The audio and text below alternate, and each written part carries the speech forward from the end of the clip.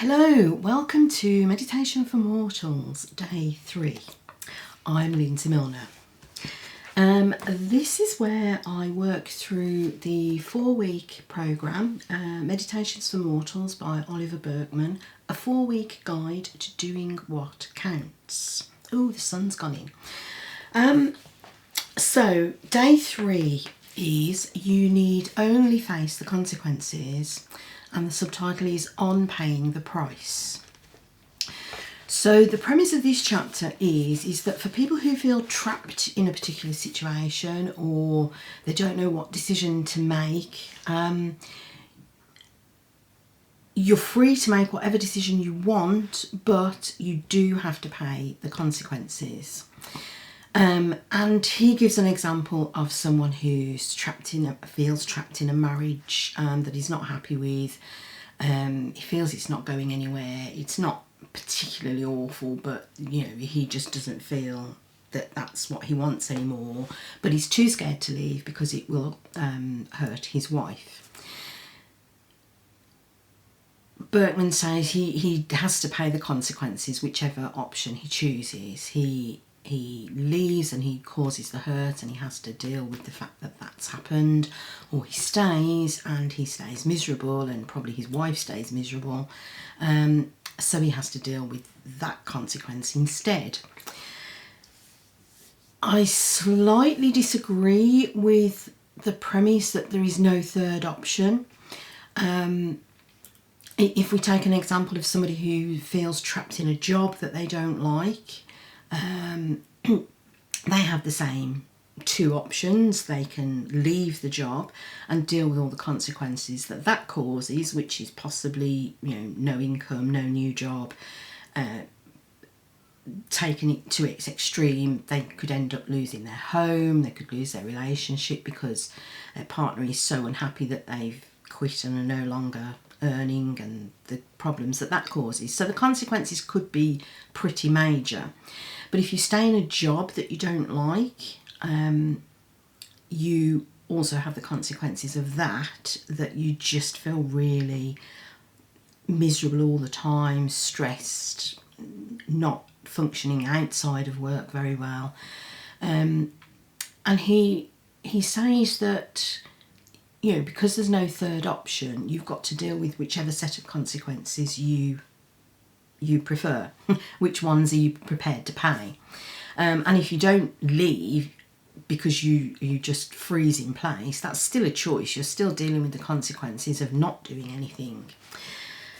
Where I disagree is that there is a third option, and that is that you can change your approach, you can change your thoughts about the job that you're in. You can see what you can do to improve things, and the same would go for a relationship. You can see how you can improve the relationship, how you can be happier where you are. There's always things that you can do to change your approach. Berkman doesn't use this example, but you often see Viktor Frankl, Man's Search for Meaning, given as an example, where the prisoners of war during the Second World War, the ones who coped best were the ones who didn't act like victims, even though they were victims, and obviously they didn't have a choice about staying there. They had to stay there. They were literally prisoners.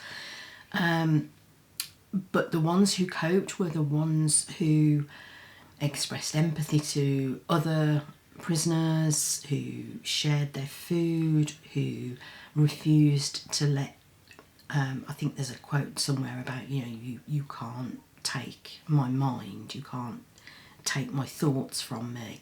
So it's about how they use their thoughts, their mindset, their approach to deal with the very real hardships that they were dealing with.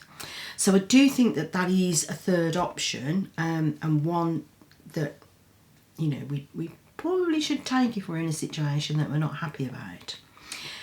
With that caveat though, I think in a way that's kind of Berkman's approach, is that if you stop thinking I've got no choice, but instead think, this is the choice I've made, and I'm willing to pay the price of making this choice. That sets us free to then be more content with that choice. I can't quite remember the words that he uses, but you just feel that, not that you're free from limitations, but it's a freedom within the limitations that you have. He does recognise that sometimes people, the choices that they make, you know, if you're in a partnership that's abusive, then the choice that you make could be, you know, the consequences are sharper for some people. He does recognise that, but he also says that if you're coming from a position of privilege where you do have the opportunity to make that choice, don't use it as a cop-out that some people don't have that choice. Don't use that as a reason for you not making the same choice. Think about your own position and what's best for you, what price you're willing to pay. And as I say, he talks then about the freedom that working within your limitations brings. So let me know what you think of this concept. I kind of like it. I'm not sure I'll be very good at actually implementing it, but you know, something to work towards, something that, you know, it seems like a worthwhile shift in your sort of thought processes. Look forward to seeing your comments. That is day 3 of Meditations for Mortals by Oliver Burkeman. You need only face the consequences. I'm Lindsay Milner, and I will see you tomorrow for day 4. Bye.